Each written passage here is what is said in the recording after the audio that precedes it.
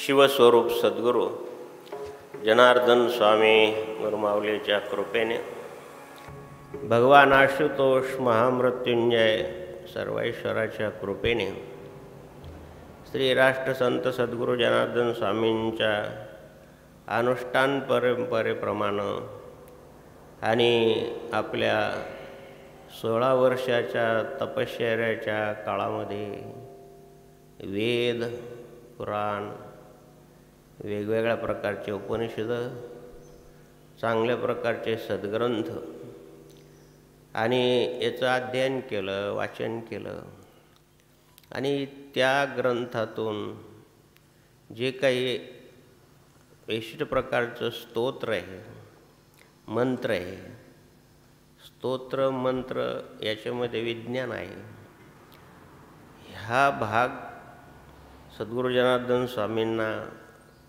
आणि समजला म्हणून तारकाशे काही मंत्र, तारकाशे काही स्तोत्र, तारकाशे काही भगवंताची स्तुतिरूप या सर्वांचं एकत्रीकरण म्हणजे नित्यनेमी आहे.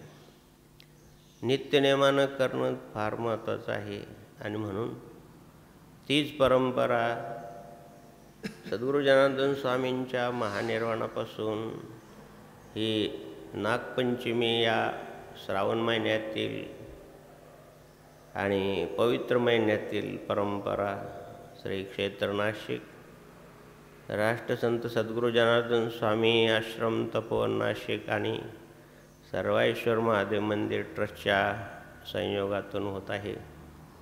यासाठी आपण सर्व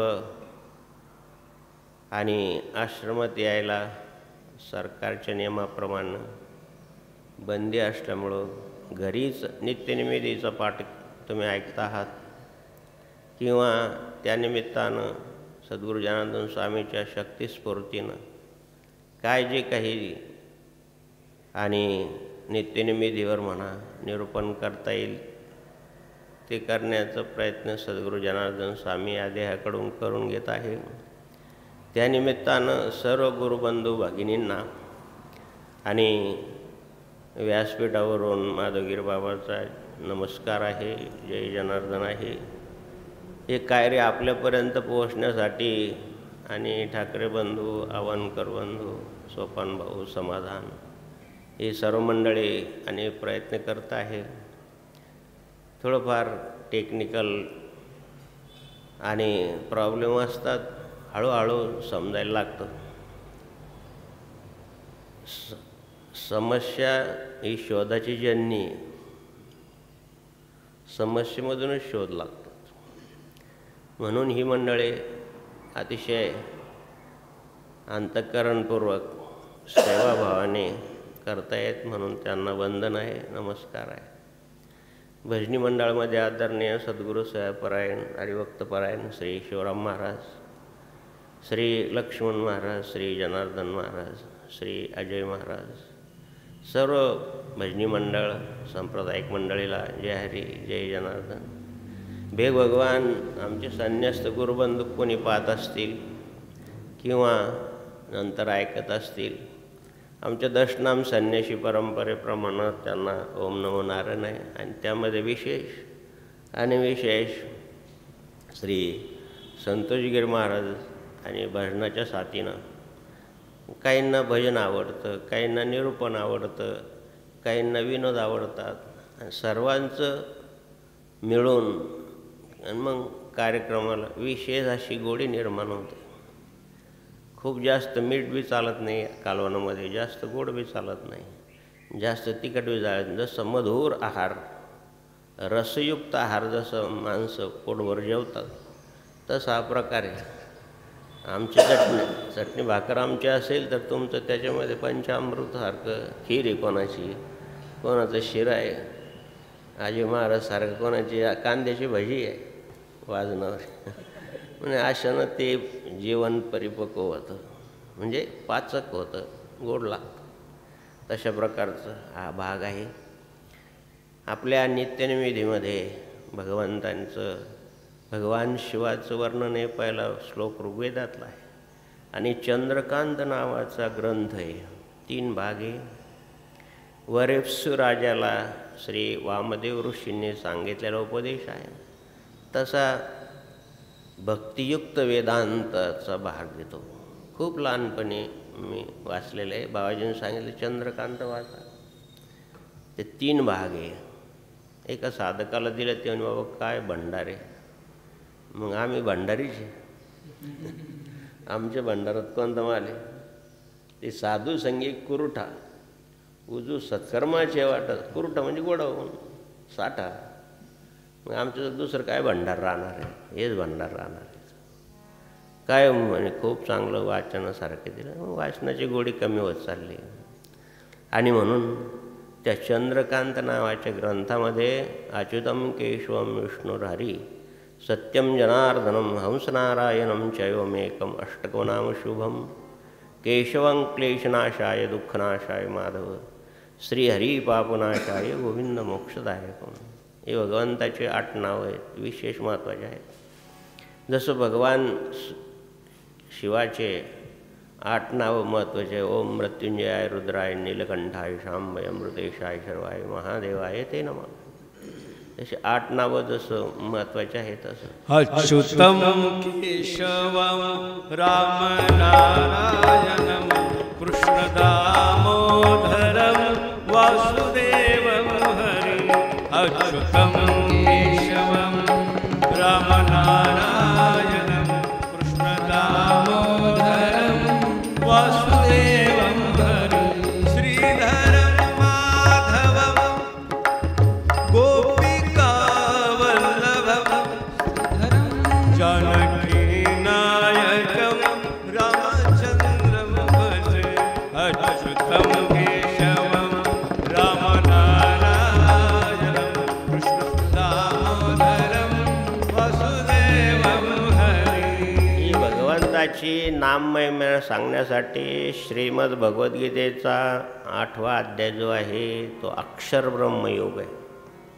त्या अक्षर ब्रह्मयोगामध्ये भगवान अनन्य भक्ताचं आणि वर्णन करताना सांगता येईल. श्रीमद भगवद्गीतेचा 8वा अध्याय आणि 14वा श्लोक आहे. या श्लोकामध्ये भगवान प्रमेय सांगितलं पाहिजे, प्रमाण घेतलं पाहिजे. आणि सगळ्यात श्रेष्ठ असं प्रमाण जर कोणतं असेल तर श्रीमद भगवद्गीता आहे.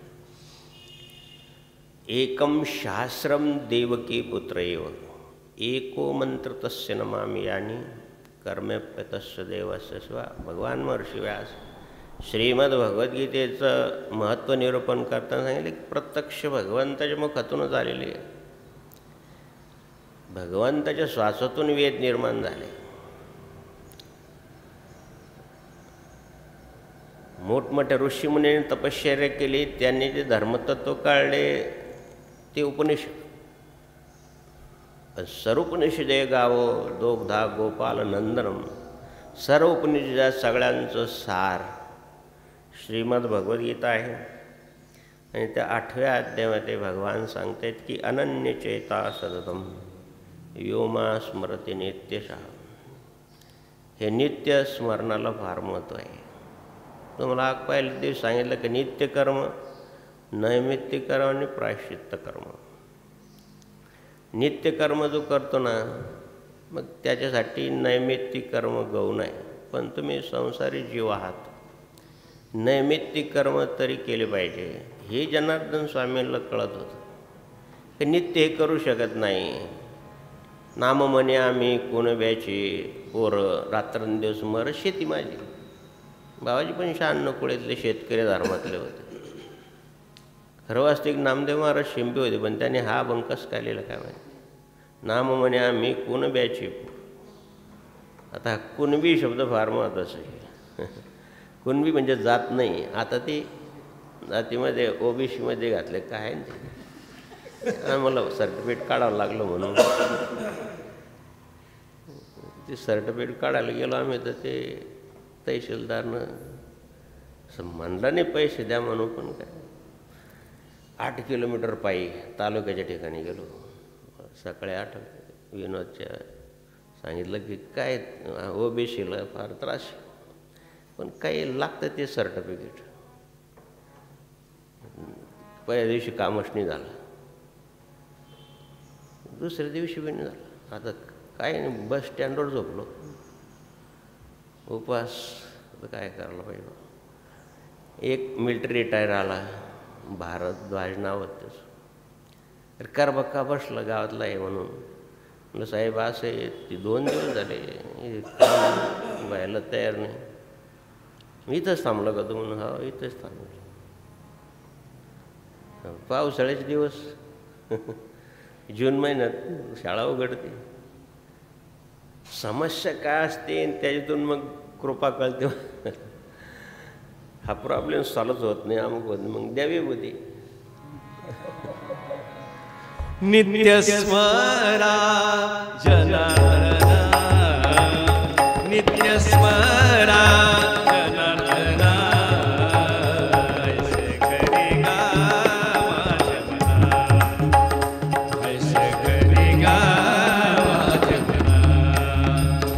जनार्दनाचे चरणी, जनार्दनाचे चरणी, मना तिथे धावगे, ऐसे करेगा माझे मना, ऐसे करेगा माझे मना, ऐसे करेगा माझे मना. तिसऱ्या दिवशी घेऊन गेलो, आपल्याला घेऊन गेलं. 74 सालची गोष्ट आहे. कार्ड दाखल मिलिटरीतलं. असं घाबरलं तैसे. कंतर पाहिलं घ्या पोराला 3 दिवस बसून आपण टप्पे देऊन राहिलो. पण काय साहेब याचं कामाचं काय? नाही नाही या ना ताबडतोब. लगेच साहेबी करून दिले. तो बी चांगला होता सदग्रस्त. 5 रुपये काढे दिले. नका नका घ्या हो, मी काही केस करणार आहे तुमच्यावर. म्हणलं साहेब 5 रुपये 10 रुपये मागितले असते, मी पहिल्याच दिवशी दिले असते. मी पायी गेलो असतो, पण 3 दिवस रखडतो. आणि असंच राहतं. समस्या निर्माण झाली की माणसाला कृपा कळते. समस्या ही शोधाची जन्य आहे. काहीतरी शोध लागतो. आता फार मोठी समस्या जगापुढे आहे ह्या महामारीची. तर किती प्रयत्न करून राहिले. माकडावर प्रयोग, याच्यावर प्रयोग, त्याच्यावर, याने त्याने प्रकारची लस. आणि शोध लागला की मग तिचा उपयोग सर्वांना होतो. आणि म्हणून समस्या निर्माण झालीच पाहिजे. समस्येतूनच तर जीवन आहे असं म्हटलं साहित्य. कारण की जीवन हे अडथळ्याची शर्यत आहे. असं पळणं ठीक आहे, मध्ये दगडगोटे आहेत, सरकंडीचा रस्ता आहे, कधी त्या दगडावरून कुदी मारून जावं लागतं. त्याला रेस, जी रेस आहे ती अडथळ्याची रेस आहे. तसं जीवनसुद्धा हे अडथळ्याचंच स्पर्धा आहे महाराज. आणि याच्यातून पार काढण्यासाठी कसलं तरी माणसाच्या मग अधिष्ठान पाहिजे. म्हणजेच त्याला आणि आत्मबळ पाहिजे, मनोबल पाहिजे, बुद्धिबळ पाहिजे. आणि तिन्ही बल भगवत उपासनेने येतात हा सिद्धांत आहे. मनोबल पाहिजे, मन डळमळीत नाही व्हायला पाहिजे. करू का नको करू, करू का नको करू, सांगा मी काय, सांगा मी काय करू, सांगा मी काय करू, हे करू का ते करू, हे करू का ते करू, सांगा मी काय करू. भक्ती करुणी जो पोट भरे, तुकड्या भरे, त्याला मोक्ष मिळे. अरे मानवा तू नको घाबरू, अरे मानवा तू नको घाबरू, सांगा मी काय करू, सांगा मी कोणता मार्ग धरू, सांगा मी काय करू.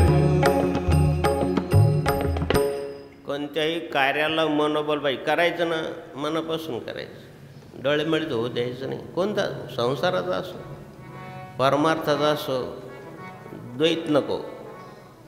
एकाग्र पाहिजे, म्हणून मनोबल पाहिजे. आणि ते मनोबलचं सामर्थ्य येण्यासाठी नीट लक्ष देऊन आहे. बुद्धिबळ पाहिजे, ठाम यथात्मान दृढनिश्चय. एकदम मनात आलं नाही हे करायचं, डळमळीत होऊ द्यायचं नाही. बुद्धी जसं आहे ना, मग ते प्राप्त करण्याचा प्रयत्न करायचा. बुद्धी ही प्रयत्नवादी आहे. मन सैरावायरा भटकतं सगळ्यालाच माहिती आहे, सगळेच सांगतात, शास्त्रसुद्धा सांगतं. पण बुद्धी त्याला आवर घालते. म्हणून उपनिषदामध्ये असं सांगितलं आहे, आत्मानं रथिनं शरीरं रथमेव तू बुद्धी तू सारथी मन प्रगर्मेवेच इंद्रियानी हयारणाहो विषयाती गोचरा. हा आत्मराज या रथावर आरूढ झाले, शरीररूपी रथावर. याला 5 घोडे आहेत, म्हणजे 5 विषय आहेत. आणि ह्या रथावर बुद्धिरूपी सारथी आहे आणि मनरूपी लगाम त्या बुद्धिरूपी सारथीच्या हातात आहे. कठोपनिषदामध्ये सांगितलं आहे. सकाळी सकाळी उपनिषदातला भाग सांगावं, कारण उपनिषदातलाच भाग श्रीमद्भगवद्गीता आहे.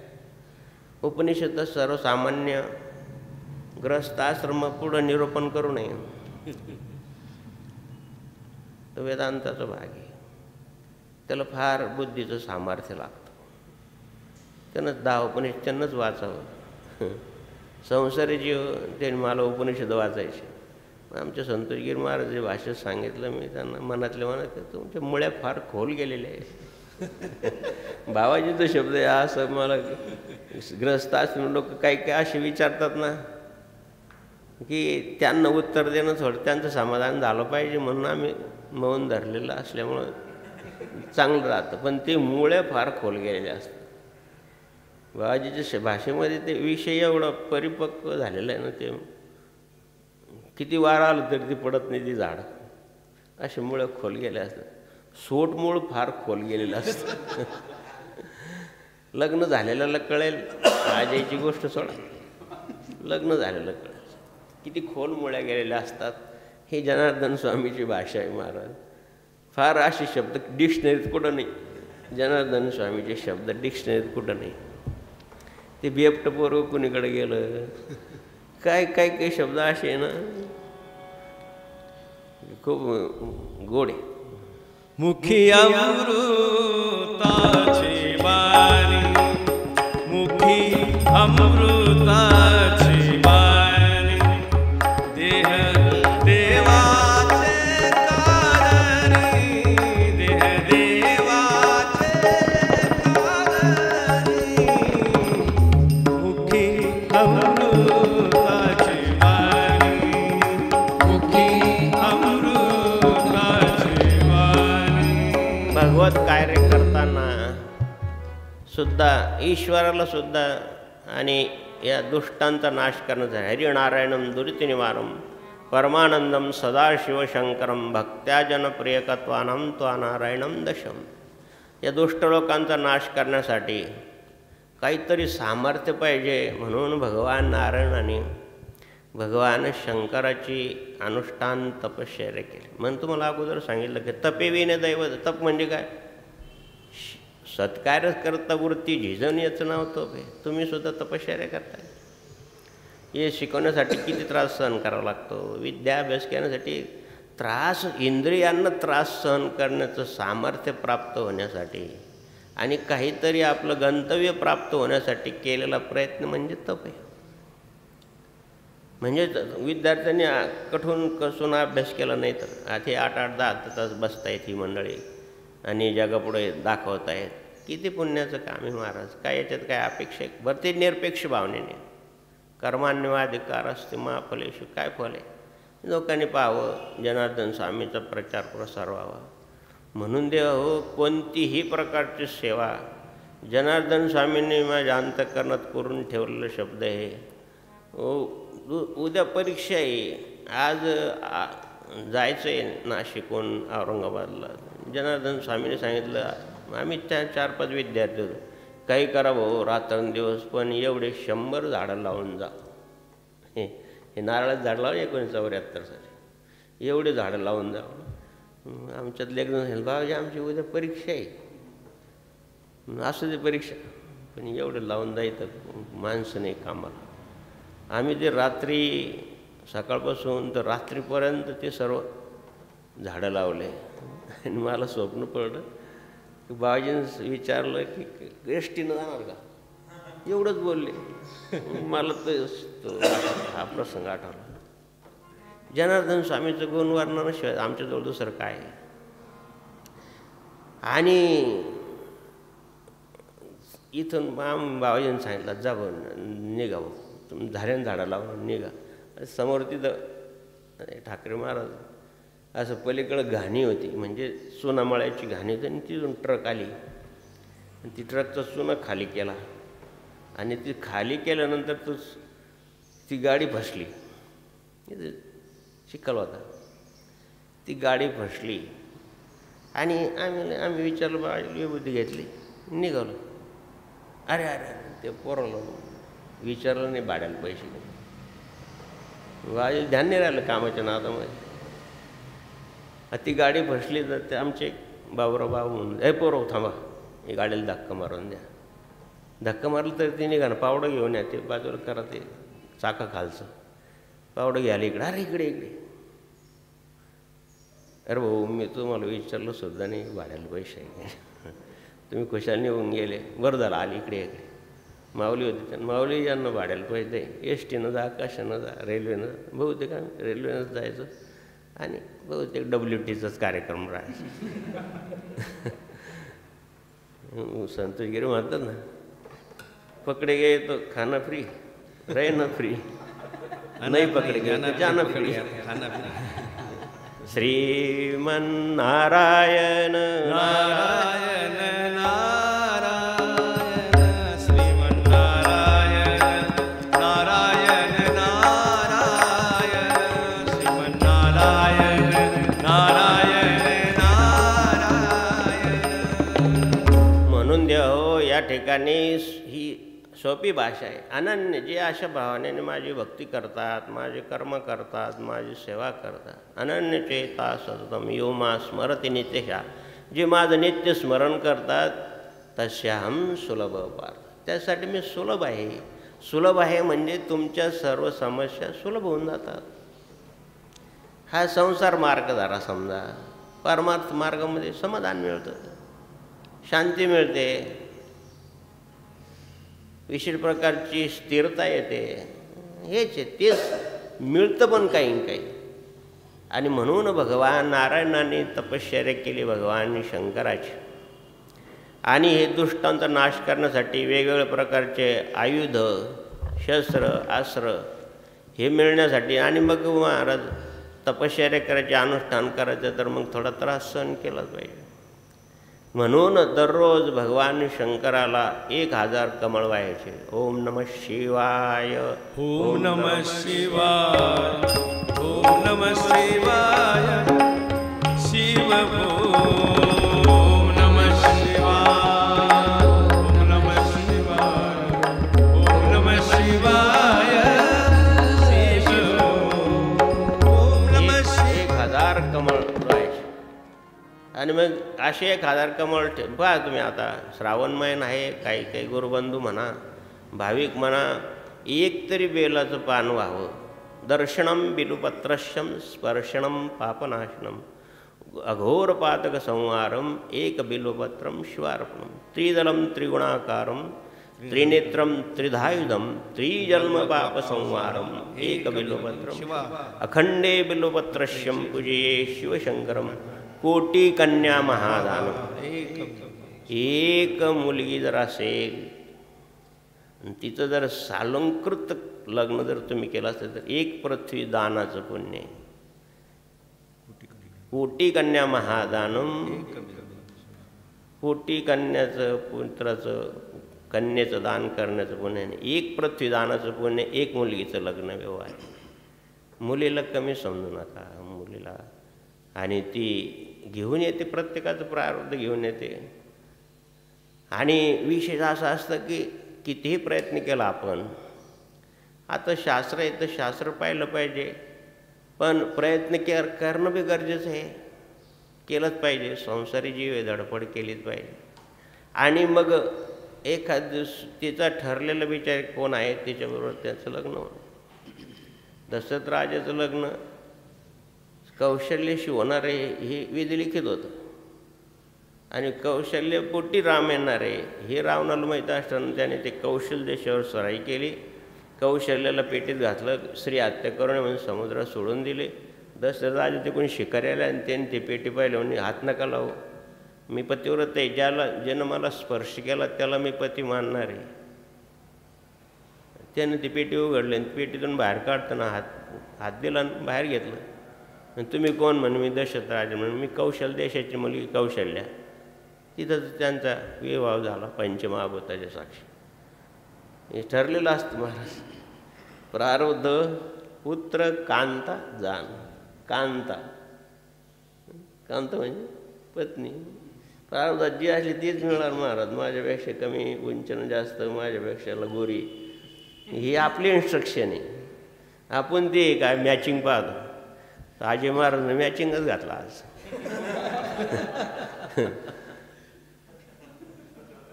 काल रविवार, ते बॉटम मिळाना फलानं मिस्टर 3 वाजेपर्यंत तुमची इच्छा. तुम्ही एवढे कष्ट करून राहिले, मग आम्ही थोडंफार केलं पाहिजे काहीतरी, एकमेकात सहाय्य करू.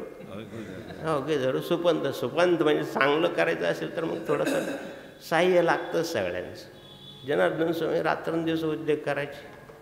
त्यासाठी करायचे की जनता जनार्दनाचं कल्याण होताना जनकल्याणाचं अत्यंत हित अंतःकरणात कष्ट करी शिवभक्ती करी भक्ताच अमृतबोध करी स्वामी जनार्दन सद्गुरूंचे स्वामी जनार्दन सद्गुरूंचे दासई नित्य भजन करी रे भजन करी दासई नित्य जन कल्याणा देश दविला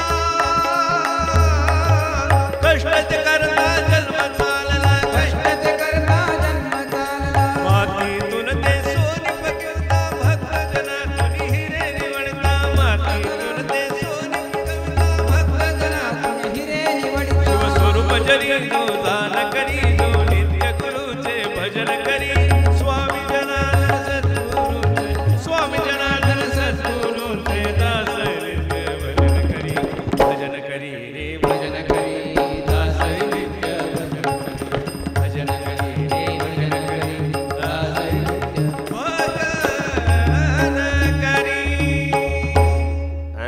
चेताय सांगताना भगवान सांगतात की भेटणं आणि क्षुधाधिका. क्षुधा म्हणजे तहान भूक विसरले. पाहता सद्गुरूचे मुख तहान हरपले. पण तुम्ही तहान भूक सर्व हरपून जाते. उद्योगाला लागलं, जनार्दन स्वामीचा असो तुमच्या संसाराचा असो, तेथे चक्षुराधिका. डोळे दुसरीकडे ध्यान नाही राहत. जरी डोळे उघडे असले तरी कामावरच ध्यान राहतं. चक्षु म्हणजे डोळे. चक्षुराधिका. कवन पाडू मग दुसरीकडे जात नाही. हे मी आता कॉम्प्युटरवर बसलं, खाणं पिणं चालू आहे, तिथं चहा चालू आहे, तिथं जेवण चालू आहे, त्याचं लक्ष इतरेकडे लक्ष नाही. चक्षुराधिका. अशा प्रकारची कोणत्याही कार्यामध्ये संलग्नता. आता 1000 दररोजचे कमळ आणायचे म्हणजे ते आणायचे, ते स्वच्छ धुवायचे आणि ते भगवंताला व्हायचे. साहसच आहे ना, कष्टच आहे ना. कोणाला बिगर कष्टाचं मिळालं. अरे बाबा सद्गुरू जनार्दन स्वामीचे काल मला विनोदनं दाखवलं. एका भूषणनं पाठवलं की हे बिसा यंत्र तुम्हाला जे ताईतमध्ये दिलं जातं, ते बिसा यंत्र मला गुरुदेवाने दिलं साधन. की संसारी जीव आहेत, अनेक प्रकारचे दुःख असतात, बाधा असते आणि त्यांच्याकडून कार्य करून घ्यायचं, तर त्यांना आपल्याकडून काहीतरी दिलं गेलं पाहिजे. म्हणून सद्गुरू जनार्दन स्वामींनी या बिसर मंत्राचं अनुष्ठान केलं. ओम जिसके पास बिसा उसके पास जगदीसा. हे अनुष्ठान करायला 6 महिने लागले असते. पण जनार्दन स्वामीचं स्वतःचं प्रवचन एक कालकीट आलेली आहे बघा, तुम्ही भूषण चोपड्याने पाठवलेली, की बाबांनी ते अनुष्ठान 15 दिवसात केलं. बाबांनी केलं असं म्हणू नका. त्या भगवान सदाशिवाने माझ्याकडून करून घेतलं. रात्रंदिवस ते 1.25 लाख यंत्र कागदावर लिहिले आणि ते दक्षिण वाहिनी आणि पूर्व वाहिनी नदीच्या तीरावर बसून पाण्यामध्ये बसून ते यंत्र सोडले. बाबांनी ते काम 15 दिवसात केलं. फक्त 15 मिनटं झोपायचं. घड्याळ नाही, घड्याळ नाही, कोंबडा नाही, कोंबडी नाही, असं बाबाजी स्वतः म्हणले होते. ज्याला ध्यास येणं मारत तो आपोआप उठतो. कितीला झोपू द्या, 4:30ला तयार आहे. आम्ही कितीला झोपून द्या, तिकडं 5 वाजले का आपोआप झोप. की रात्री 2ला झोपलो तरी तेच ठरलेलं. शरीराला सवय लागून जाते. 15 मिनटात बाबाजीने घड्याळेन घड्याळेन कोंबडीने कोंबडाने काय आपोआप जागे. बाबा फक्त 15 मिनिट झोपायचे. आता मला सांगा, 15 मिनिट झोपल्यानंतर तुम्ही कॉम्प्युटर चालवणार का 8 दिवस? झोपलेच नाही. 2 दिवस जागरण झालं तर माणसं दुसऱ्याचीच गाडी पुसतात. काय त्रास असेल महाराज. जरा विनोदाचा भाग सोडा. किती त्रास सहन केला. तसं भगवान नारायणाने ते कमळ आणायचे, व्हायचे. आणि भगवान शंकर एक दिवस ती 999 कमळ भरले. गंती करावी जपाची माणसाने जरूर. नियमित जपायची. 5000 करायचं म्हणजे करायचं, कमी नको जास्त. मग दुःखद असो काही असो, इथं तपश्चर्या आहे. काही का होईना पण ठराविक.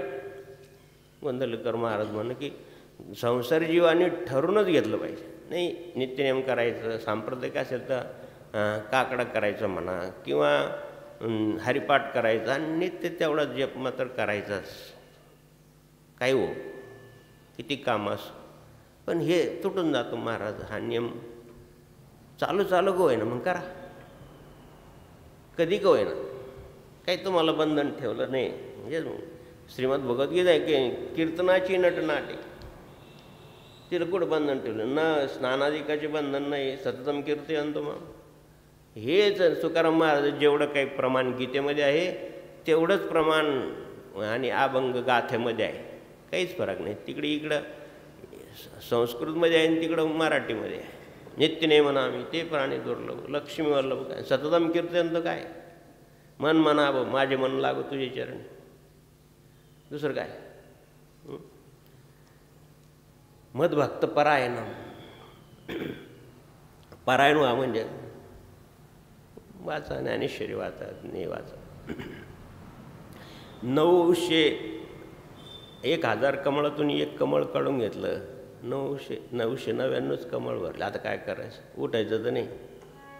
काहीच नियम असतात पारायणाचे, पूजेचे. पूजेतून उठू नये. जेवढा ठराविक जप होतं तोपर्यंत उठू नये. आता 3-3.5 तास होतात. संतजी महाराजांनी पाठक म्हणून येते, फार विद्वानग्रस्त आहे, फार चांगलं व्याख्यान करतात. संत चैत्र ते सांगते की बैठक पक्की पाहिजे. तुम्ही 2-2.5 तास बसता. बैठक पक्की पाहिजे. आणि पहिलं साधन काय. आसन, प्राणायाम, धारणा, ध्यान, समाधी, शम, दम, तितिक्षा. अष्टांग योगामधलं पहिलं आसन पक्क पाहिजे. आसन डळमळीत नको. 999 भरले. आता काय करायचं म्हणून आपलं डोळा काढला आणि पिंडीवर ठेवून दिला. ओम शांताकारं भुजगशयनं पद्मनाभं सुरेशं विश्वाधारं गगनसदृशं मेघवर्णं शुभं लक्ष्मीकान्तं कमलनयनं योगभिर्ध्यानगम्यं वंदे विष्णु भवभयारणं सर्वलोकैकनाथं. कमलनयनं. डोळ्याला सुद्धा कमळ नयन देवाला वाहून दिला. मग भगवान शंकराला प्रसन्नात झाली. अच्युतं केशवं विष्णुर्हरी सत्यं जनार्दनं.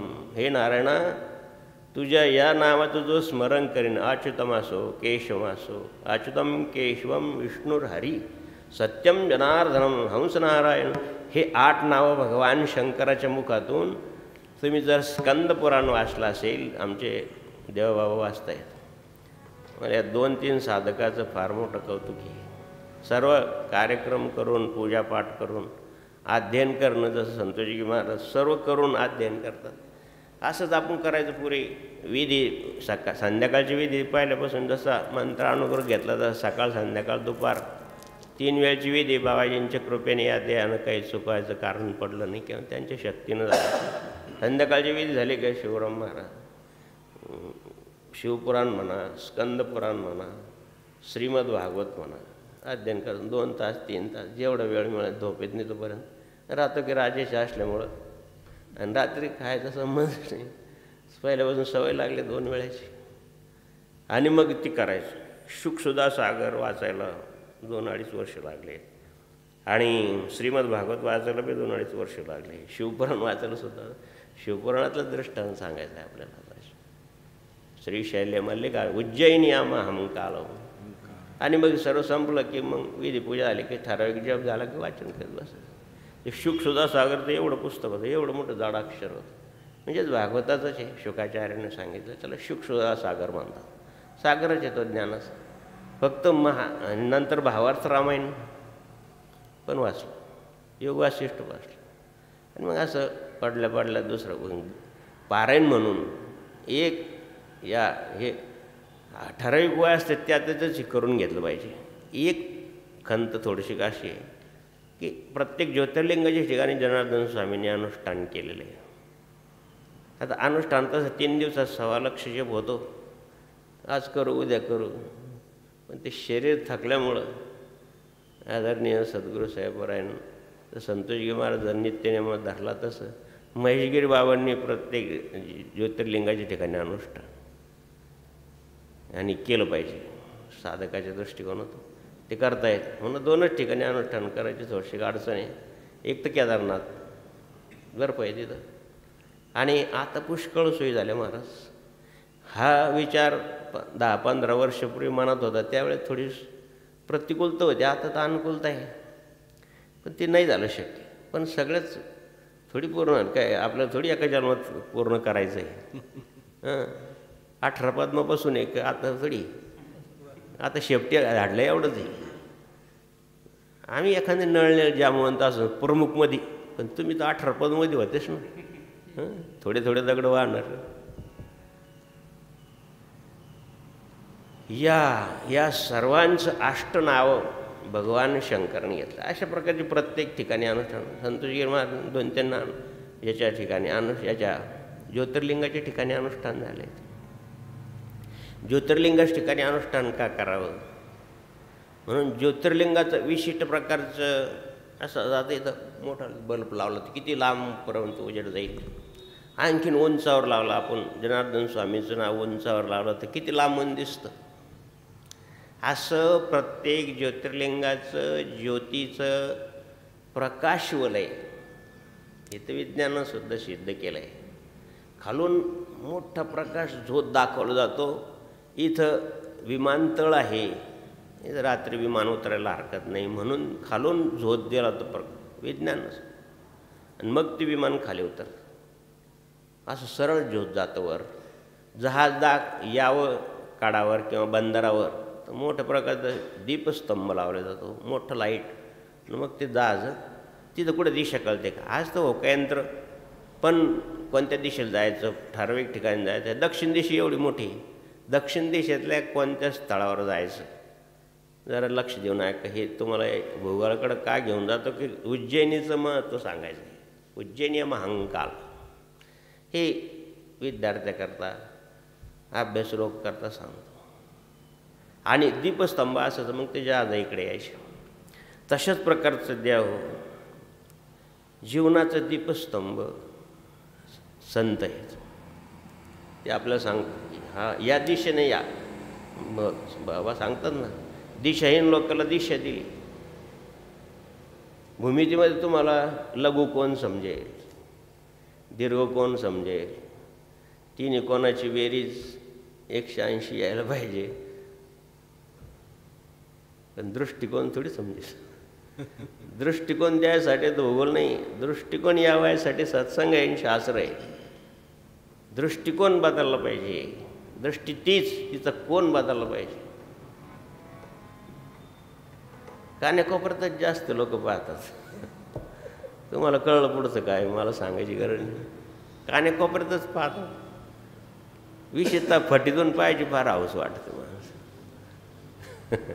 जे पाहू नाही ते पाहिलं. शिवार्थ. अष्टकम नाम हे 8 नाव देवांनी भगवान नारायणाला दिले, म्हणून ते 8 नाव आपल्या नित्यनैवेद्यामध्ये आहे. म्हणून हे स्तंभ दीपस्तंभ आहे संत. म्हणून जे आपण महत्त्व पाहणार आहोत, उज्जैनिया महांकालम ओंकारम अमलेश्वरम. उज्जैनीला महांकाल भगवान आहे. पृथ्वी गोल आहे, सगळ्याला माहिती की नाही माहिती? विनोदानं सांगत राहतं की गुरुजी सांगितलं की पृथ्वी गोल आहे. तुम्हाला नाही सांगितलं तर मी खिशातून सोन्याची डबी काढून दाखील, मग ती पाहायची, मग सांगायचं पृथ्वी गोल आहे. नेमके शिक्षणाधिकारी आले, त्या शिक्षणाधिकाऱ्यानं प्रश्न विचारला की सांगा मुलांना पृथ्वी कशी आहे. आता काही काही पूर्ण गांगरले. आता गुरुजीसमोर बोलणं ठीक आहे, पण शिक्षणाधिकारी समोर नेमके गुरुजीची त्या दिवशी त्यांच्या पत्नीनं गोल डबी काढून घेतली, सोन्याची चौकणी ठेवून दिली खिशात.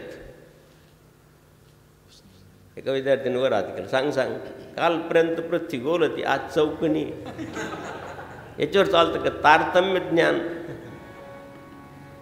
श्रीराम जय राम जय जय राम, श्रीराम जय राम जय जय राम, श्रीराम जय राम जय जय राम, श्रीराम जय राम जय जय राम. पृथ्वी गोल आहे, तिचा जो मधला आश आहे,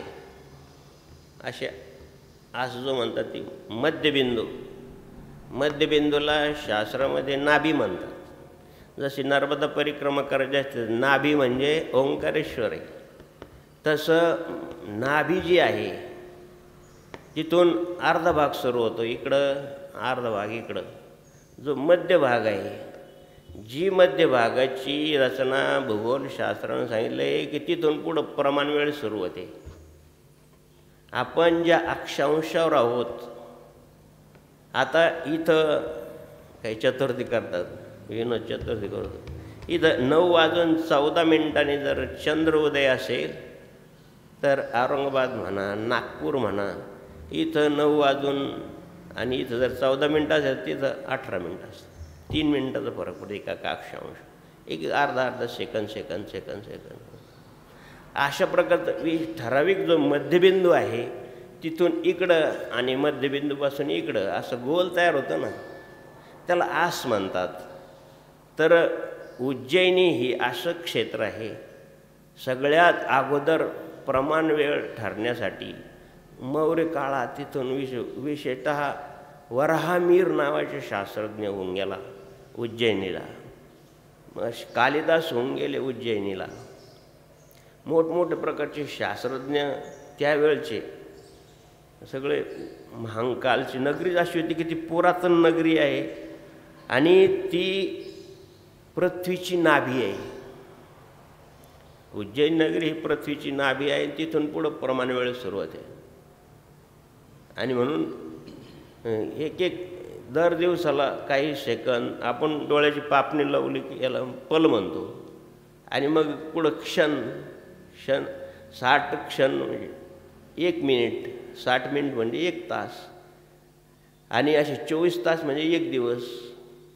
असे 15 दिवस झाले की 1 पक्ष, असे 30 दिवस झाले की 1 मास, असे 2 मास झाले की 1 ऋतू, असे 3 मास झाले की 1 महाऋतू. आणि असे पूर्ण ही अशी कालगणना आहे. स्थितीवार नक्षत्रकरण याची योग्य माहिती देणाऱ्या ग्रंथाला पंचांग म्हणतात. पंचांगून आठवलं की काही मुलाचं नाहीचं जमत नाही, काही नवरा बायको जमत नाही. भाग्यवान तुमचं जमत असेल तर गोड असेल, पण आजही करता सांगून ठेवलेलं बरं. पुढं हिरवा लाईट लाल लाईट अगोदर सांगितलं असं तर हिरवा लागला की म्हणून जा बाबा, लाल दाखवलं की म्हणून थांब थोड्या वेळ. सांगू ठाकरे सांगू, आपली राज्य आहे एकच प्रमाण सांग, तशी पुष्कळ आहे आजच्या दृष्टिकोनात. आपली राज्य आहे तिच्यापासून 8 घरं पुढं जी रास आहे, त्या राशीत जर पत्नी असले तुमचं जमूच शकत नाही. त्याला षडाक्षक म्हणतात. बरं तिचं असं मग त्या राशीपासून आपली रास 6 नंबरला येते. आपली रास समजा वृषभ रास आहे, इथून 8 नंबर म्हणजे वृषभ, तूळ, कुंभ वगैरे वगैरे. ती ज्यावेळी ती थांबेल असे 12 राशी आहे. पंचांगमध्ये पाहून घ्या तुम्ही. एखाद्याची रास आली मग बाबांनी तर आता आपलं जमत नाही सांगितलं, तेव्हापासून भांडणं सुरू व्हायला सुरू. त्याच्याकरता मी पुढचं नाही सांगत. आपली रास आहे ती धरून वृषभ, मग तिथून पुढं 8 नंबरची जी राशी येईल त्या राशीपासून आपली जर 6 नंबरवरच येते, मग त्या दोघांचं षडाक्षक राहतं, ते जमू शकत. मग मुलगा असं मी याचा अनुभव घेतला हे की का बाबा पोरगा ऐकतच काय राशी तुमची. आता भविष्यकार विचारतात, ते विचारलं काय करतं काय बाबांनी कशासाठी विचार म्हणजे अमुक राशी. मुलाचं नाव काय म्हणजे जन्म नाव काय म्हणा. मग आपण सांगायचं की हे जमणं शक्य नाही, असं करायला विभूती घेऊन ना. मग काय सांगणार, हनुमान चालीस वाचा. उपाय काय सांगणार आहे. मग पत्नी असो मुलगा असो, याला षडाष्टक म्हणतात. एवढं तर निदान पहा, बाकीचं नाही खूप डिटेल न पाहण्यापेक्षा कुणानं सांगून दे. हे सत्संगातून मिळतं, हा दृष्टिकोन मिळतो.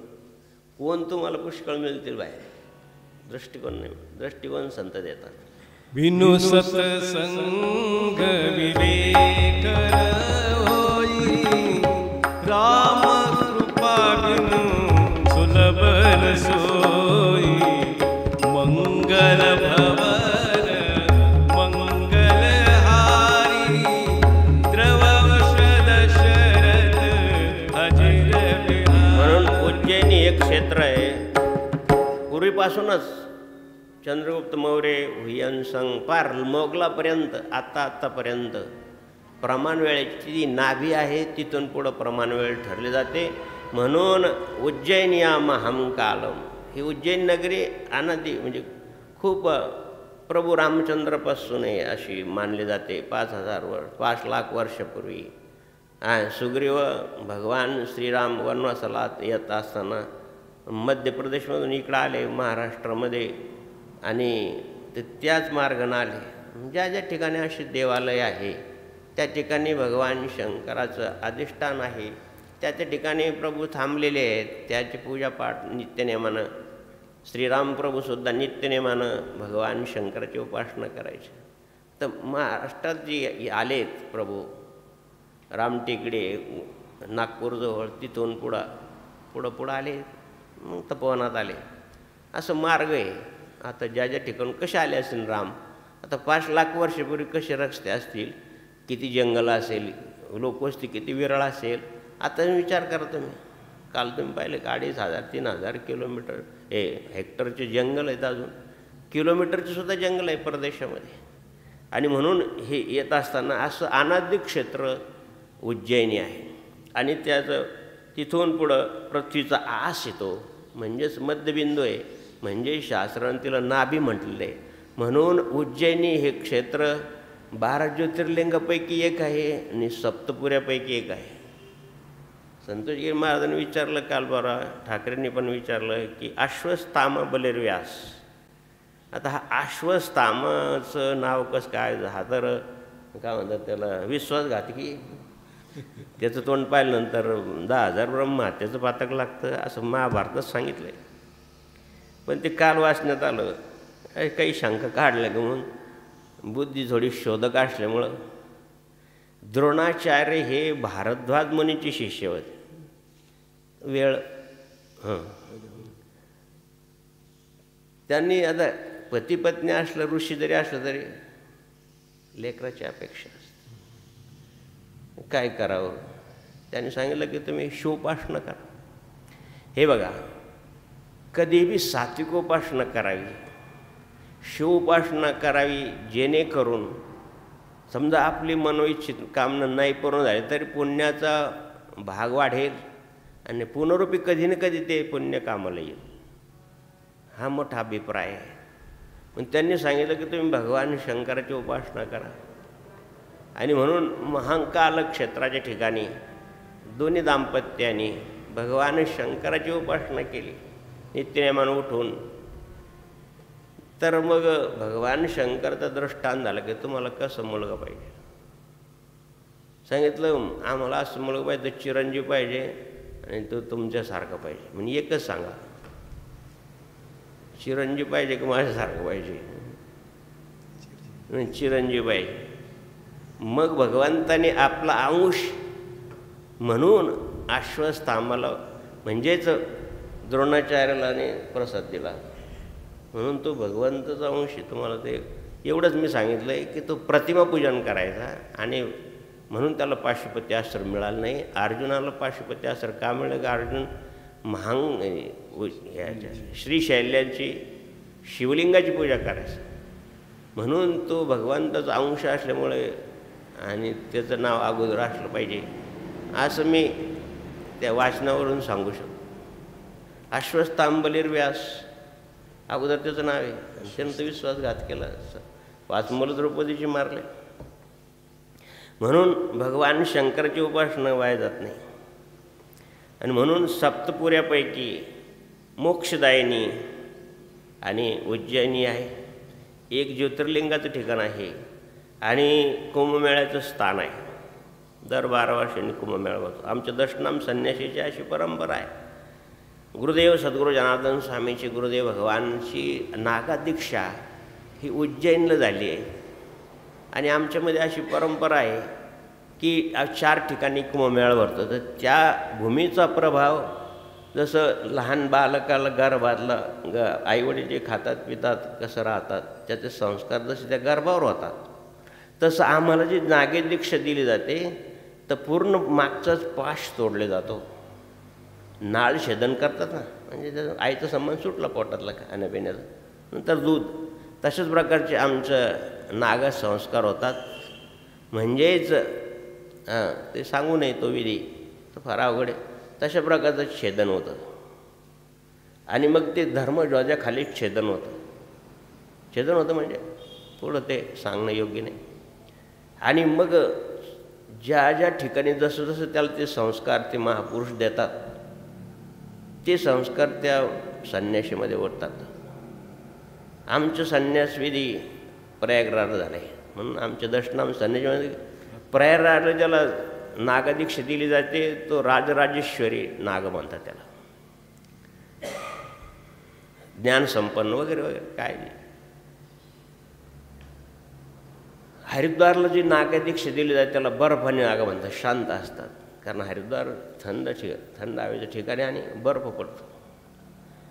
आणि उज्जैनला विशेष असं आहे की उज्जैनाचा कुंभमेळा वैशाख महिन्यात येतो आणि भयंकर तिथून प्रमाण वेळ सुरू होते. तिथं जास्त उष्णतामान असते, 40, 42, 43 डिग्री सेल्सिअस. म्हणजे उन्हाळ्यात तिथं, हिवाळ्यामध्ये प्रयागराजला माघ महिन्यामध्ये, आणि हरिद्वारमध्ये सुद्धा थंडीच्या दिवसात, आणि नाशिकला मात्र पावसाळ्यात, श्रावण भाद्रपदमध्येच कुंभमेळा मेळा लागतो. असे ठराविक ठिकाणी. म्हणून राजराजेश्वरी प्रयागराजला, बर्फानी नागा हरिद्वारला, आणि उज्जैनाचं खोनी नागा असतं. रुद्र अवतार ना, भगवंताने रुद्र अवतार का धारण केला हे पाहायचं यात. सप्तपुऱ्यापैकी 1 ज्योतिर्लिंगापैकी. आणि तिथलचं खोनी नागा असतं, म्हणजे त्याला थोडंसं क्रोध असतं. आमच्या संतोषगिरी महाराज दीक्षा उज्जैन झाले, पण ते हे नाही, असं काही विरोधाभास असू शकतो. अपवाद असतं ना, काही अपवाद असतं असं. आणि इथं अंबाकेश्वरला खिचडी नाग आहे, काही नाही. इथाची दीक्षा विशेष मानले जात नाही, महत्त्वाची नागदीक्षा इथं नाही. म्हणून बाबा काय बाबाजी तू सांगतो मला, बाबा गैवरून येतं की बाबा ह्या 5 पोरांना दीक्षा द्या, 13 लोकांना दीक्षा द्या. ते म्हणतो ते शिवगिरी महाराज. हे आता शिवगिरी नाही, ते शिवगिरी ते तपस्वी होते महाराज. 14 वर्ष नागं राहिले त्र्यंबकेश्वरला ब्रह्मगिरीवर. त्यानं सांगितलं बाबा या लेकरांना दीक्षा द्या. काय तुमची काय दीक्षा असेल, पण माझ्याकडून एवढी दक्षिणा मिळणार नाही. ते जरा उघड, त्यांचं तोंड जरा मोठं होतं. इथनं होणं, इथनं दक्षिणा भाऊ आणि एवढं नाही माझजवळ, तुम्हाला माहिती आहे माझं परिस्थिती कशी. बरं जो देंगे वो. अरे मोहनगिरी तू अरे कार्य करायचं, तू हमारे आखडे का ये बोले, काय म्हणले, हमारे आखडे का तो भूषण आहे, तपस ये हो जाएंगे दीक्षा. ठरायला आम्हीच गेलो भाऊ पाटील ना, हो जाएंगे बोलो हमको सब. कितने लोग हैं? 13. अरे बरं हमारे 13 मडी, 13 मडी की 13. तो विनोदी पण होता आणि तो फकड होता, नाकाच राहायचं ते. सगळ्यांना आम्हाला दीक्षा दिली. पंचसंस्कार दीक्षा तीच झाली. 3 प्रकारची दीक्षा होतात. एक महापुरुष दीक्षा होते, एक पंचसंस्कार होतात आणि मग नागा होते. मग नागा दीक्षा आमची प्रयागराजला झाली. म्हणून अशा सप्तपुरीमध्ये बाबाजींनी सांगितलं पंचदीक्षक होय ना पण देऊन टाक. मग आमचे पंचसंस्कार 78 झाली, कोमेळ्यात नाशिकला झाले, त्र्यंबकेश्वरला झाले. अशा सप्तपुऱ्यापैकी एक आहे, ज्योतिर्लिंगापैकी एक आहे. आणि तिथं 84 तीर्थ आहेत, सिद्धलिंग आहेत, 28 तीर्थ आहेत, अष्टभैरव आहेत, नवग्रह पण आहे, एकादश रुद्र स्थान पण आहे, शेकडो मंदिर आहे आणि सगळ्या मंदिराला सुवर्णाचे कळस आहे. म्हणून त्या उज्जैनीला एक नाव पुराणामध्ये इंद्रपुरी पण म्हणतात. आणि सर्व सोन्याचे कळस असल्यामुळं आणि स्वर्णशृंगा असं पण उज्जैनीचं नाव आहे. 5000 वर्षापूर्वीचा इतिहास असा आहे की भगवान श्रीकृष्ण, बलराम आणि सुदामा, सांदीपनी ऋषीचा आश्रम आहे तिथं. त्या ठिकाणी भगवंताने शिक्षा घेतली. दुसरं आताच म्हणलं तर वराहमिरी नावाचं शास्त्र देऊन गेलं, त्याला भविष्यशास्त्राचं आणि गणिती तज्ज्ञ म्हणतात. त्यानंच ही प्रमाणवेळ शोधून काढली, त्यानंच ही नाभी शोधून काढली, त्यानंच ही वास्तुकला शोधून काढली. असं मोठा एक महापुरुष आणि याच नगरीत होऊन गेला. कालिदास जीवाचुंगरीत होऊन गेले. आणि विशेषतः विक्रमादित्य राजा, ज्याच्यापासून विक्रम संवत सुरू झालं, ते सुद्धा आणि उज्जैनीचेच राजे होते. त्यांचाच भाऊ भर्तृहरी, ज्यांनी वैराग्य शतक लिहिलं, ज्यांनी वेगवेगळ्या प्रकारचे आणि संस्कृत ग्रंथ लिहिले, ते भर्तृहरी फार ज्ञानी होते. त्यांना पशुपक्षाची भाषा समजायची. परंतु पुढं नंतर नाथाने दीक्षा दिली त्यांना. भर्तृहरी पण तिथलेच, विक्रमादित्यसुद्धा उज्जैनीचे. आणि तिथं भगवान शिवाची पूजा करणारे ब्राह्मण आणि एक ब्राह्मण पण त्यावेळेस काय असतं माझी आसुरी, असं आसुरांचं वर्णन आहे पुराणामध्ये की त्यांची नावावरून दूषण नावाचा एक राक्षस होता आणि तो त्या नगरीच्या आसपास राहायचा. तो हे ब्रह्मकर्म करून देत नसे. भगवान शिवाची पूजा करू नका, यज्ञ करू नका, सत्कार्याला विरोध करणाऱ्याला आसुर म्हणतात. आणि त्याचं नाव पण तर दूषण आहे. पण दूषण असं आडणं आहे की दुसऱ्याचं आवडतच नाही माणूस, दुसऱ्याला चांगलं म्हणायचंच नाही. आपण काय दूषण, चांगलं माणूस असलं तरी नाही, याच्यात चूकच आहे. अशा प्रकारचं दूषण नावाचा राक्षस होता. हा दूषण आपल्यातच आहे. याचं द्वेष कर, त्याचं हे कर, त्याचं त्याला असं म्हण, त्याला तसं म्हण, हा मध्येच बसलेला आहे. हा कोणाला सोडित नाही. आणि मग तो काही पूजापाठ करू द्यायचा नाही. आणि मग त्या ब्राह्मणावर त्यांनी सांगितलं हे ब्राह्मणराव महाकालेश्वरची पूजा, शिवलिंगाची पूजा करतात ना, यांना पूजाच करून द्यायची नाही, माझी पूजा करा. सगळ्या पुराणामध्ये एक कथा अशाच आहे की I am is great, I am is देव. दुसऱ्याला मान. भगवान श्रीकृष्णाचं अवताराविष्काराच्या वेळेसुद्धा वासुदेव पांडुरंग होता, जालंधर होता, तुम्हाला सांगतो शिशुपाल होता, मला देव माना. आता हे देवाची लीला आहे. जो असं मी म्हणतो ना, म्या आता आहे उद्या परवा बाई, जो म्या म्हणतो ना त्याच्या मानेवर सुरी आणि ती साळुंकी मैना मैना मैना मैना, मी नाही मी नाही मी नाही. तिचं किती आवाज गोळ आहे. साळुंकीचा आवाज मंजूळ म्हणलेलं आहे. का अभंग साळुंकीच्या वर का अभंग आहे माझं काही एवढ्या लक्षात नाही, पण आहे. ती कशी मैना मैना मैना, मी नाही मी नाही मी नाही, अशा प्रकारचं. आणि मी करावं लागलं. मला कोणी कापलं बाबाजी म्हणजे म्या मग मी तुला कापतो हे कापी सर. दूषण नावाच्या राक्षसाने त्या ब्राह्मणावर हल्ला केला. दुसरं काय करणार ब्राह्मण, शेवटी शस्त्री घेऊन हातात मारला.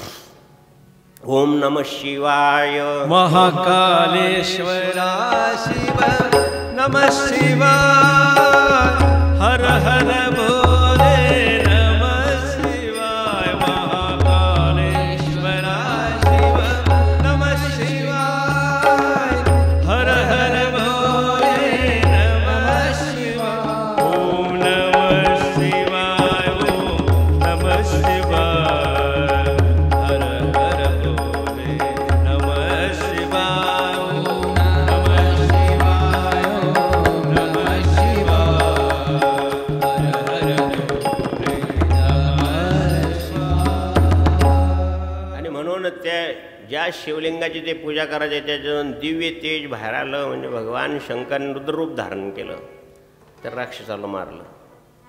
त्यानंतर तिथं जे शिवलिंग तयार झालं तेच महाकाल, महाकालाचं रूप धरलं.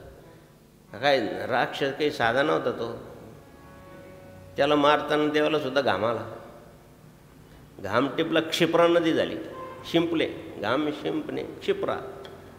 तिथं कुंभमेळा भरतो मला जनार्दन स्वामीच्या आम्ही गेलो तिथं स्नानाला. रात्र झाली, आमचं संध्याकाळचं स्नान झालं. सकाळी स्नान झालं, नंतर 10 वाजेला स्नान करायला गेलो. असं पाणी होतं महाराज. आता ते बाबाजीच्या वेळेची गोष्ट आहे ती. आता पुष्कळ सुधारणा झाली, त्यावेळेस काही धरण वगैरे नव्हतं. असं पाणी होतं, गंध लावा इतकं घट्ट पाणी इतकी का. सकाळी तर झालं स्नान, अंधारात काही दिसलं नाही. ते काही लाटी वगैरे जास्त नव्हती. सकाळी पण रात्री पण स्नान झालं. पण 10 वाजेला स्नानाला गेल्यानंतर मग कळलं की पाणी. अरे बाबाजी म्हणे भाऊ कसं का असं ना ते तीर्थाचं पाणी. म्हणजे बाबाजी आंघोळ केली आपण पण पाणी तर असं असे. अरे जाऊ दे, तीर्थाचं पाणी ते पवित्रच असतं. शिप्राचं पाणी येते ते किती जरी घाणं असलं म्हणून काय झालं. कशी समज काढायची. नाही तर असं पाहिल्यानंतर कोण सगळं तुम्ही विज्ञान जाणार कसं काय स्नान करा एवढं पाण्यामध्ये वाटतं ना. घाण पाणी करणं स्नान. आम्ही एका ठिकाणी स्नान केलं, नवीन पाऊस पडून गेला होता आणि गडूळ पाणी होतं. पण आमचा नियम होता की स्नान सकाळी करायचं. आमच्यावर नान मारत आहेत, त्यांनी स्नान केलं. ते शुभ्र पांढरे कपडे घालायचे. नान मारत तो माहिती. आणि ते स्नान केल्यानंतर ती कपडे पिळायला लागले आणि त्यात उजडलं सगळे कपडे पिवळे. अरे अरे काय स्नान. पण तर नियम आहे बा माझा गिर महाराज. आपण नियम करायचं तर मला थोडंफार सहन करावंच लागतं. बाबाजीला सांगितलं की बाबाजी फार पाणी असं आहे. अरे कसं का असं नव्हतं, तीर्थ आहे ते. पाण्याला कधी अपवित्र म्हणू नये. हां ठीक आहे, वातावरणामुळं घाण होऊ शकतं. बाबाजीने तिथं मग नित्यनिवेदी केले. मग बाबाजीने हा दृष्टांत सांगितलं की तर राजा होता एक चंद्रसेन नावाचा. शिवपुराणात ती कथा आहे. आणि तो भगवान शंकराचा अनन्य भक्त होता. आणि त्याला परंपरेनं भगवान शंकराची भक्ती आली होती. ही परंपरेला फार महत्त्व आहे. आमच्यामध्ये अवधेशानंदजी महाराज जे आहेत आचार्य महामंडळेश्वर, ते परंपरेला फार भर देतात. आणि आहेच, साधूची परंपरा आहे, तुमची कुलाचाराची परंपरा आहे. कुलाचारणं तुम्ही करा ना. देवाची पूजा आहे ते कुलाचारणं. शिवभक्ती असल्यामुळं कुलाचारण त्यांना एक मनी असे मिळतं काहीतरी. प्रसन्न झाल्यानंतर काय देऊ तुला, दिव्य मनी दिला त्याला. तो त्याचा विशेष प्रकारचा तेज प्रकाश असे मनी असतात. ते असं म्हणतात की हा निजाम झोपायचा ते 4 कोपऱ्याला 4 हिरे होते. दिवा नव्हता लायचं, ते 4 हिरे ठेवून द्यायचं आणि त्या प्रकाशात झोपायचं. आम्ही निजामशाहीत राहतो म्हणून सांगतो. जन्मभूमी निजाम, खाली निजामशाही औरंगाबाद वगैरे. तर असे दिव्य रत्न आहे होते त्यावेळेस. आपोआप प्रकाश पडायचा त्याचा. समजा समय लावून दिली आणि 4 बाजूंना ते रत्न ठेवून दिले की समयचं प्रकाश त्याच्यावर जातं. असं इन्फ्लेक्शन म्हणतो आपण. आता जसं पडदा लावला मागून जसं वेगवेगळ्या प्रकारचं त्याचं काय म्हणतात त्याला रिफ्लेक्शन येत नाही, तशा प्रकारचं ते रत्न. असं मणिभद्र नावाचं रत्न त्याला दिलं शिव. मग असं एखादं अमूल्य असलं की लोकांना वाटतं मला मिळावं, त्या इतर राजाला वाटतं मला द्यावं, आणि नाही देत तसा तर मग स्वारी करावी. म्हणून प्रदोष काळाच्या दिवशी आणि राजपूजा करायचा षोडोपचार. आवड तुला बेलाची शंकरा, आवड तुला बेलाची शंकरा, आवड तुला बेलाची, आवड तुला बेलाची शंकरा, आवड तुला बेलाची, आवड तुला बेलाची शंकरा, आवड तुला बेलाची. आहेस तू भोळा सांब सदाशिवा, आहेस तू भोळा सांब सदाशिवा. विषप्राशनिया कंठ तुला निळा, तुझ्या भक्तीसाठी झिजवीत ही काया, तुझ्या साठी झिजवीत ही काया. गोडवानुनी घे, गोडवानुनी घे दिगंबराची सेवा. आवड तुला बेलाची शंकरा, आवड तुला बेला. अशी 16 उपचारानं भगवान शंकराची प्रदोषकाळीन पूजा करत असताना एक गवळ्याची महिला आली. तिच्याबरोबर तिचं लेकरू होतं. साधं हे लहान लेकरू नित्याने मेदला येतं बरंच. ते लेकरला घेऊन आली. त्याने पाहिली ती पूजा. एवढं बेल आहे, फुलं आहे, प्रसाद आहे. आता राजाची पूजाला काय महाराज, तिथं काही कमी आहे. आणि राजा पण ती पूजा त्यांनी पाहिली. त्या राजाला स्वारी करायसाठी सगळे राजे टपून बसले. म्हणजे हा पूजाला गेला का मग त्याच्या नगरीवर स्वारी करू. ती पूजा पाहिली त्या लहान मुलांनी. तोही घरी गेला. रात्री पाहिलं त्यानं की ते मग पोरं जमवले. मग आमचं कामच आहे महाराज, पोरं जमायचे. बाबाजीला पण लेकरं आवडायचे आजूबाजूला. मग त्यांना संस्कार द्यायचे, त्यांना खाऊ पिऊ घालायचं, हे करायचं. ते गवळ्याची मुलं गवळीवाड्यात गेले. ते मुलांना बोल चला चला आपण पूजा करू. एक मोठं दगड ठेवला, त्याच्यावर पूजाचं साहित्य काय फुलं वगैरे, दाटोमुठी म्हणतात त्याला बाबाजीची भाषा. दाटोमुठीचेच फुलं. मग मानस पूजा आहे ती. लेकरचं काय, जेव्हा जेव्हा घ्या घ्या, काही वाढायचं काम नाही. काही झाडाची पानं असतात, घ्या ती पत्रवाळी असं. आणि तो मुलगा तिथे जाऊन ती पूजा करायला लागला. त्याच्या आईने सांगितलं बाबा जेवून घे, रात्र झाली. तो काही यायला तयार नाही. ते पोर गेलं निघून. तो बसलो तिथं ध्यान लावून. राजा कसं पूजा करतो, राजा कसं ध्यान. भोळ्या शंकरा, आवड तुला बेलाच्या पाराची. माझ्या भोळ्या शंकरा, आवड तुला बेलाच्या पाराची. राजानं जसं ध्यान केलं तसं तो मुलगा ध्यान करायला लागला. यांचं मन अनुकरणीय असतं महाराज. लहान मुलाचं मन अनुकरणीय असतं. तसं ध्यानाला बसला तो. आईनं बोलवलं, ती काही जायला तयार नाही. ते आई आली, रागवली. एवढं रात्र झाली तरी तो अजून पूजाच करतो. एवढी रात्र झाली तरी तो कॉम्प्युटरवर बसतात. तुम्हाला काय आहे काही समजतं काही. आता हे वेडे असतात महाराज. आशाला म्हणते वेडे झाले ते. तुम्हाला म्हणत असतील वेडे झाले. तुम्हाला पण घरून येत असतील कॉल. असं काय येड्यानी करता. एक येडा विनोद सांगतो. एक येडा होता. माझ्या शेळ्या बाकर वाळायचं आणि शेतात घेऊन जायचं. साधा रस्ता. आता हे शौकीन, आंबट शौकीन लोक नाही का, ते धबधबा पाहायला जाय. तिकडून सेल्फी काढ, तिकडून फलानं कर, तिकडून बिस्तर कर. तर सेल्फी वगैरे काढ. जंगलात गेले. एक जोडपं नवीनच लग्न झालं होतं. ते आडरानात जंगल पाहायला, धबधबा पाहायला. ते जाताना ते सेल्फी बिल्फी काढे. कोणी विचित्रपणा मला काय म्हणा काय म्हणा. ते गाडी स्टार्ट केली, ते गाडी चाक गेली एक निघून. असे विचित्रपणा असतात. ते गाडीत चाक निघून गेलं तर ते घाबरले. आता रात्र व्हायची वेळ आली, अंधार पडला. आता काय करायचं. इथं तर काही साधन नाही, पाणी बी नाही. पण ते नट कुठून आणायचे, काय करावं. घाबरले ते. आणि ते 2-4 बकऱ्यावाले शेळ्यावाले होते. कारण इथं काय काही म्हणजे इथं काही सोय नाही. इथं आम्ही पण लवकर निघून जातो, कारण इथं वाघ येतो. मग तर धोत्राचा पितांबरच महाराज. आता काय करायचं. एक वेडा आला. काय करणार. अरे बाबा आम्ही परेशान आहे. तू म्हणतो काय कर, कशाला आली इकडं, चौकशी करत येड असतो. म्हणजे आम्ही फिरायला आलो तर असं तसं. हे आता काय करणार, हे आता बसा इथं. अरे म्हणे बाबा काही उपाय. तो येड्याला काय विचारतं, काय उपाय, येड्याला काय समजणार आहे. येडा मला सगळे वेडाच म्हणतो. म्हणजे आता जाऊ दे, आडला नारायण जरी गाढवाचे पाय, काय करायला पाहिजे बाबा. ते सांगितलं तुमच्या गाडीला किती चाकं आहे. म्हणजे 4 चाकाला किती नट आहे एकूण, 4 पंचे 20. मग असं करणं, त्या प्रत्येक चाकाचं एक एक नट काढा आणि ते 4 नट होतील ना, ती याला लावा. 4 नटावर गाडी चालते. तिचे 5-5 एक एक काढा, याचे 4 होतील.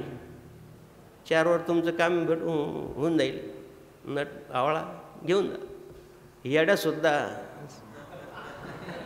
तुम्हाला जरी येडं म्हणत असले तरी आहे, 4 काढायचे, लावायचे, गाडी सुरू होईल ना.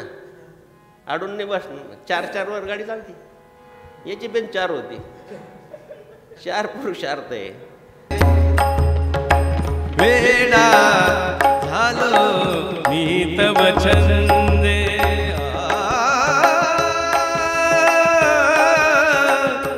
मी गातो नाचतो आनंद, मी गातो नाचतो नाचतो नाचतो आनंद. असं वेळासारखा काय जेवून गेलो कर, तो काही यायला तयार नाही. त्या आईनं काय केलं, ती सगळी पूजा इकडं तिकडं फेकून दिली. ते दगड बाजूला, चला आता झालं, बस झालं. त्याला खूप रडू आलं की माझी पूजा मोडली, माझी पूजा मोडली. रडत बसला. तर ऐकायला तयार नाही. आणि महाराज मग काय, रात्री 12 वाजले. रात्री 12 वाजल्यानंतर ते सर्व राजानं सांगितलं की आता राजा झोपला असेल, आता स्वारी करू. आणि तो मुलगा रडून राहिला की माझी पूजा मोडली, माझी पूजा मोडली. ते गवळ्याचा मुलगा.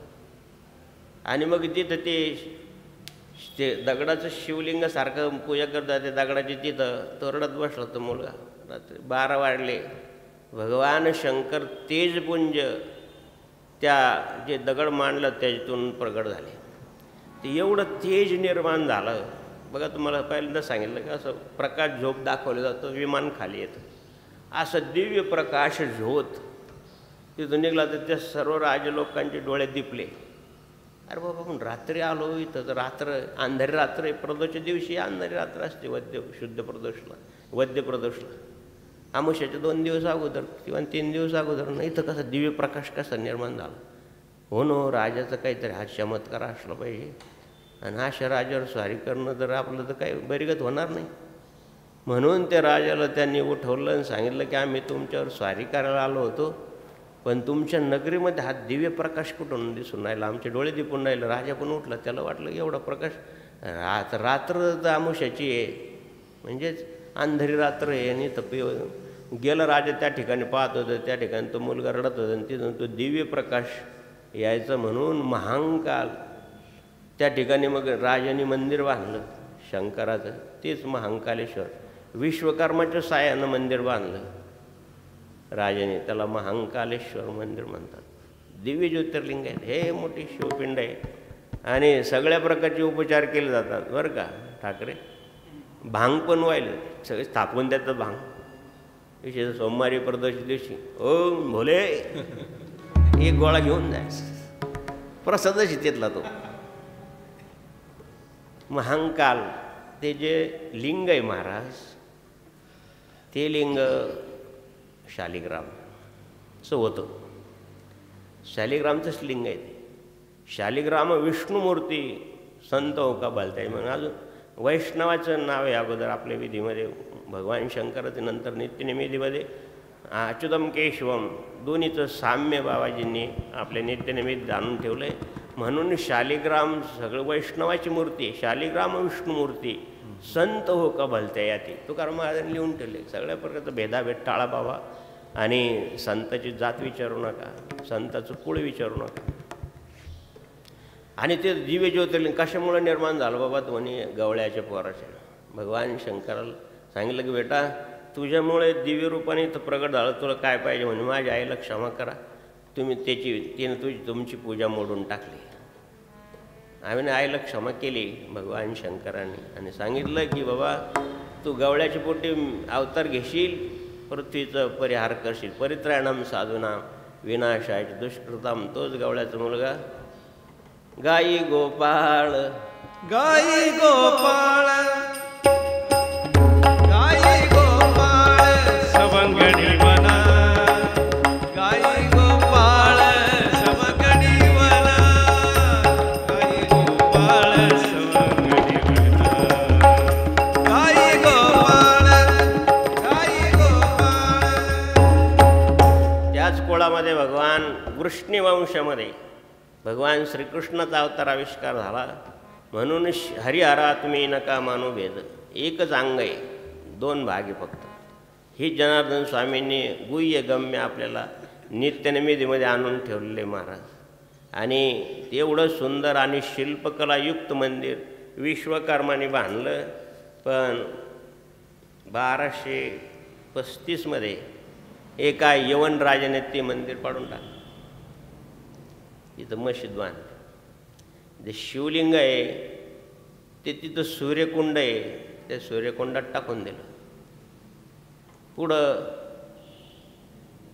अहिल्याबाई होळकराच्या वेळेस म्हणजेच 1734मध्ये एक राणोजी शिंदे नावाचं राजे होऊन गेले.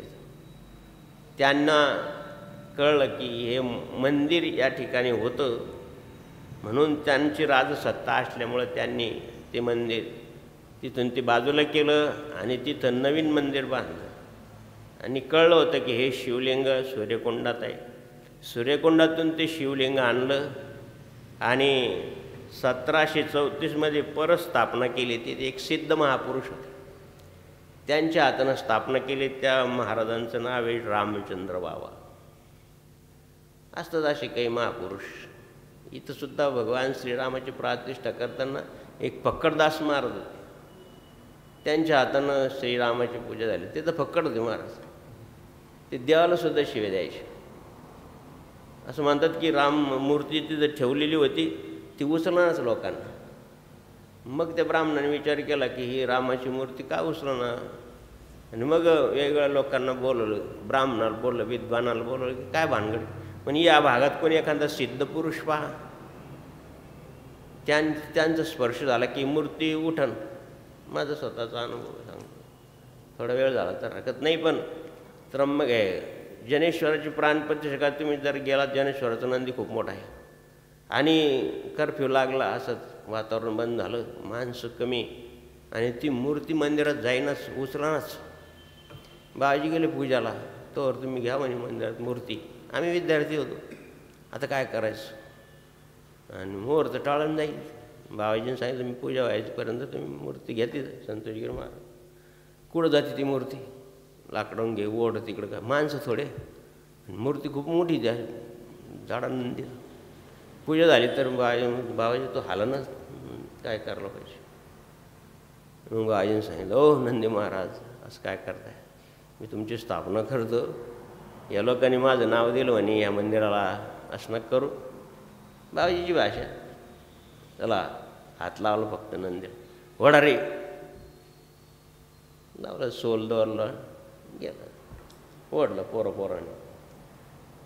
असं पण मिळतं पाहायला.